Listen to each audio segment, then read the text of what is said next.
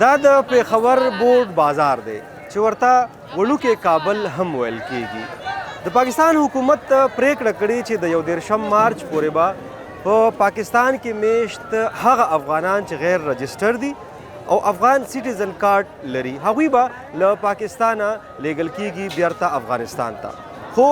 نن هم تاسو وینئ چې په وړوکي کابل یا بورډ بازار کې د افغانانو دغه ګڼه ګوڼه ښه ډېره ده د دې ځای خلک څه وایي او دغه پریکړې ته په کم نظر ګوري یا دغه پریکړه به د دې ځای په کاروبار کوونکو یا دلته میشت خلکو باندې څه اثر پرې باسي له دې ځای د خلکو یې پوښتو د پیښور په دې بورډ بازار کې ملنګ عزیزي یو له هغه ډېری افغانانو دی چې دلته مزدوري کوي او هڅه کوي چې د خپلې کورنۍ ضرورتونه پوره کړي د عزیزي په وینا پلار نیکه د 80مې په لسیزه کې پاکستان ته کډوال شوي وو او نن هم د کډوال په حیث ژوند کوي خو وايي افغانستان یې د پلار نیکه وطن دی خو په پاکستان کې هم داسې احساسوي لکه چې دا یې خپل وطن وي موږ دلته پیدا شوي یو خاپوړ هم دلته کړې نو موږ چې سکول ته تلو موږ به دا ترانه ویلې چې پاک سرزمین شاد آباد موږ خپل د وطن ترانه ده ویلې موږ دلته د پاکستان ترانه په سکول کې ویلې دلته دا فکر نه کوو چې یاره موږ صحیح ده د افغانستان یو د هغې نه منکر نه یو خو پیدایش خاپوړ هم دلته کړي نو دې ځای نه هم زړونه نه کېږي او داسې ګډو لکه چې خپل ملک مې په دغه بازار کې روزګار کوونکي افغانان وایي دوی یوه لویه موده په خپل روزګار جوړولو کې صرف کړي او نن که افغانستان ته لیږل کیږي نو هلته د روزګار کومه زمینه برابرول به کلونه اخلي غټ نقصان خول د روزګار دی چې روزګارونه هلته نشته حکومت چې کم بدل شوی دی سره ډېر زیات نقصانات خلکو ته ورغلل او روزګار مسله ده بل کورونه هلته خپل نه لرو موږ نو د سړي سرپناه وي کور وي سړی به لاړ شي روزګار به هر صورت یو مړه رزق د الله به ورکړي خو دا اول د روزګار خبره ده چې زموږ روزګار هلته نشته ځای نشته نو موږ به څنګه یو دم داسې اچانک ورشو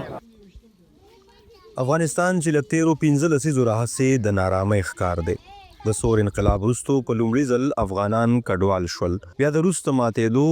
9/11 او بیا په کال 2021 کې په افغانستان کې د طالبانو د واکمنۍ وروسته افغانان د پاکستان په شمول د نړۍ بېلابېلو هیوادونو ته په کډوالۍ مجبوره شو په پاکستان کې میشت افغانان وایي دوی بیا آبادکارۍ اوس ستړي کړي دي دوی په ټولو نړیوالو باندې غږ کېږي هلته موږ ته د کمرې ځای جوړ کړي سرپناه ځای دې راکړي بیا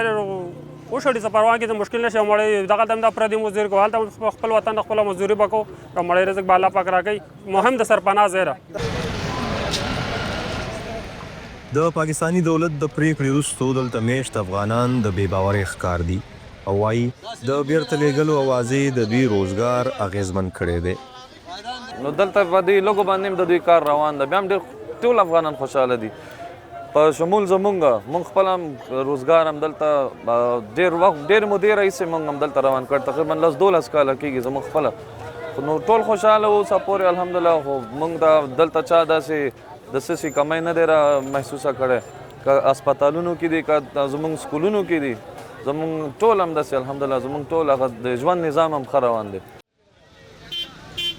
د سرکاري شمیرو تر مخه په پاکستان کې شاوخوا 14 لکه POR کارډ لرونکي شاوخوا 8 لکه د افغانستان د تابعیت یا شهریت کارډ یا افغان سټیزن کارډ لرونکي او د 15 نه تر 6 لکه غیر رجسټر افغانان موجود دي سرکاري شمیرې ښایي په خیبر پښتونخوا کې دا وخت رجسټر افغانانو شمیره 9,9208 ده UNHCR یا د ملګرو ملتونو متعلق د کډوالو اداره وایي په صوبه کې د افغان کډوالو د کیمپونو شمیره 45 ده چې پکې 3,40,908 افغانان میشت دي او په دې وروستیو کې 4,65,000 افغانان د تورخم له لارې بیرته افغانستان ته تللي دي